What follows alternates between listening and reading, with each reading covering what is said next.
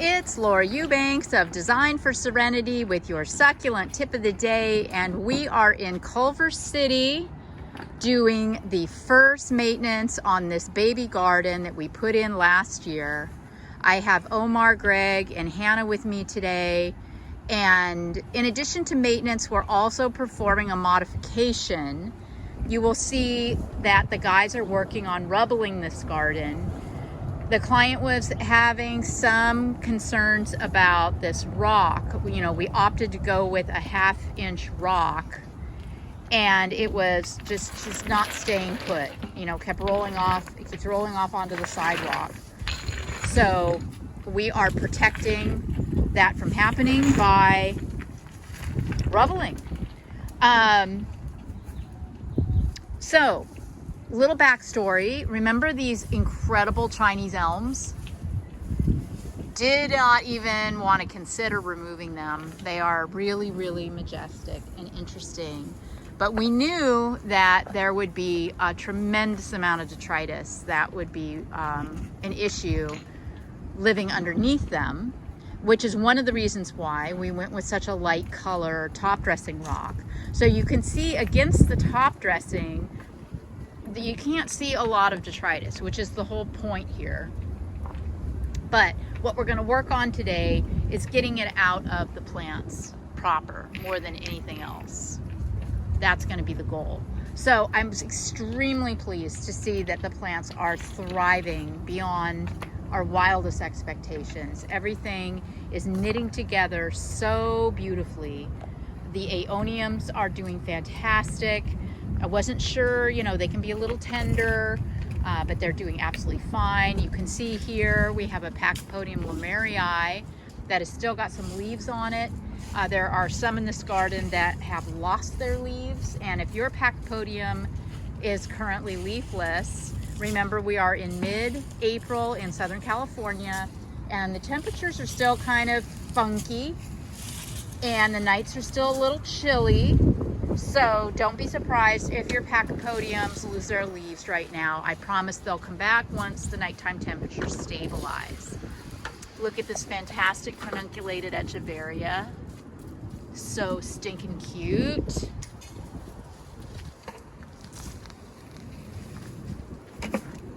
It's just a feast for the eyes. There's so much to see. I brought a crested aeonium from my garden.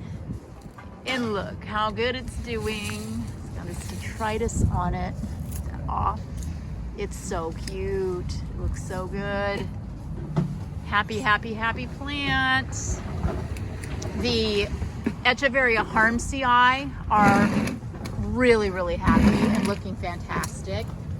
The skyscraper senecio that Hannah's working on right now, I wasn't sure about this because this is a plant that can get a little on the rangy side, but we're going to attempt to keep it shaped up and do a little judicious snipping and clipping, and I'll show you how that goes at the end of the day.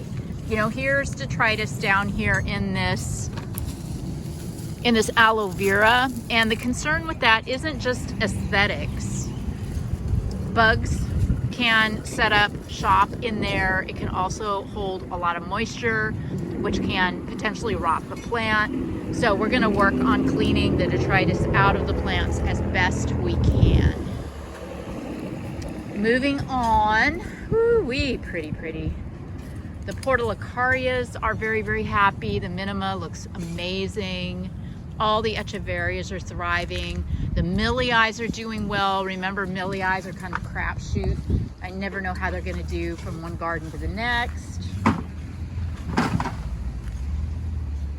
Yeah, cotyledon. See how I did the cotyledon back behind that rock? That's kind of the way to do it, because that's a plant that can get leggy and rangy. But see how it's being held up by that rock? And it's also being held up by the Echeveria harmsii and the aeoniums in front of it. Here's another little Pachypodium that has lost its leaves. These aeoniums are the silks. Love these ones because they don't get real leggy. All of our little sedums and our little rosettes are thriving. I'm thrilled to see also that the Ruchia is doing well in this garden. And this was one of my favorite spots when we did the installation. The color of the Senecio skyscraper, that Yucca rostrata in the background, and then the Aeonium sunbursts against the Aeonium merlots and the silks and the Harmsii, and then the beautiful Echeveria Sahara, all flanked by this Mangave kaleidoscope. That is such a winner of a combo, isn't it? What a stunning collector's garden this is. Look at the superbums, guys. Look at the color. Fabulous. So awesome. Kalanchoes look good. The Macrocarpa, Petalanthus, these also will leaf out as soon as the temperatures stabilize a bit.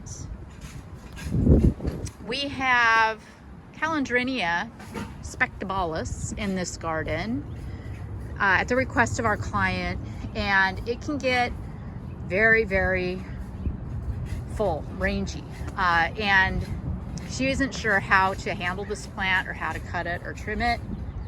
And kind of not either right now, because look at all of the blooms, all the buds that it's throwing off. I don't want to cut those. So what I'm going to do is I'm going to get into this, but I'm only going to cut away the ones that aren't budding. And the way I cut the Calandrinia is to get up underneath the plant as best that I can and cut from the inside, so that you don't see wounds on the outside of the plant. It's an aesthetic thing. So we'll get in there and we'll try to do some judicious lacing and avoid cutting off these beautiful little flowers that are about to happen. This potted Kumari plicatilus looks like it may be getting a little too wet. Our client hand waters this garden, and overall she has done a masterful job of it. But I will tell her to tone it down on this guy a little bit. Look at all of the weeds in the trigona pot, and how this pendans, look at that, against that aloe vera. Spectacular. More thriving millii back there. And then over here, the Harmsii is much more red due to the fact that it gets a lot more sun. Now, this parking strip was a concern because of the number of dogs and people that walk these sidewalks every single day, but we wanted to give it a shot, and I'm so thrilled to see that people have been extremely respectful of the landscape, and it looks as though no one's bothered a thing, but you can see where the rock, is messy on the sidewalk. So we are going to fix that with the rubble edging. I brought in mammillaria too for fun. And oh my gosh, they're thriving. There's 3 or 4 of them tucked around in the garden. There's some more right over here and some here, and then some over there where the crew is working right now. And they're doing fine. They're going to be fun. It's going to be fun to watch those grow. Then over here, this is a Chinese elm.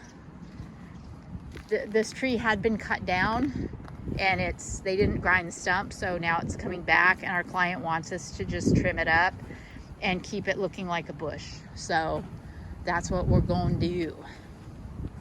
Okay. Then this side of the street over here, we decided to create vignettes of plant material and leave points of egress. So we installed big pieces of stand-up flagstone so that people could park and hopefully not walk on the landscape.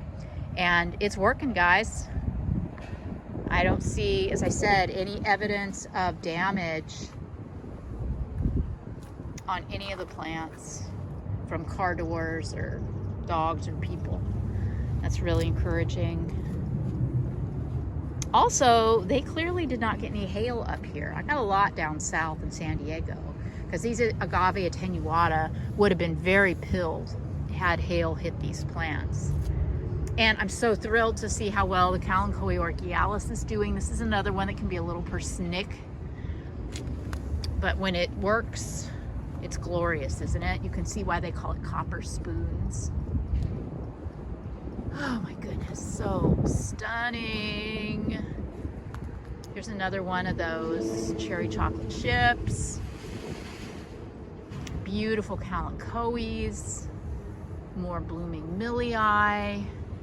Macro carpet. Looks like somebody, though, threw something down here. I don't know what all this white stuff is. That sucks, but we'll get that cleaned up as best we can. And then little Hesperaloe here is getting ready to bloom. Very super cute. This is a plant that will repeat each year. It is not a monocarpic plant, so it will repeat its bloom cycle from one year to the next. This area of the garden microclimatically is very hot, but look, everything is thriving. More of those blooming millii, Sedum virihiggins, Pachyvarias, Orgialis, Crassulas, Agaves, Aloes, Aeoniums, Portulacaria, all living happily together.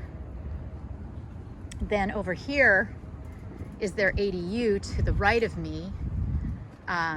So we again planted some flagstones for point of egress and just did a couple of succulent vignettes on either side of it, and thriving. We got these Echeveria Sahara, happy plant, cotyledons, and just more of the colorful rosettes, and Portulacaria and Crassulas. Oh my gosh. I'm just loving the Aeonium silks in this garden, that deep purple against all the blue and green. So beautiful. All right, and this is coming up on the end here. So there you have it. I'll kind of give you a view. You can get a sense of just how much yard this is. Very long. And wow, I mean, just, this Grenadiensis is getting ready to bloom. All of the aloe vera are blooming yellow. This one will bloom orange. Stunning.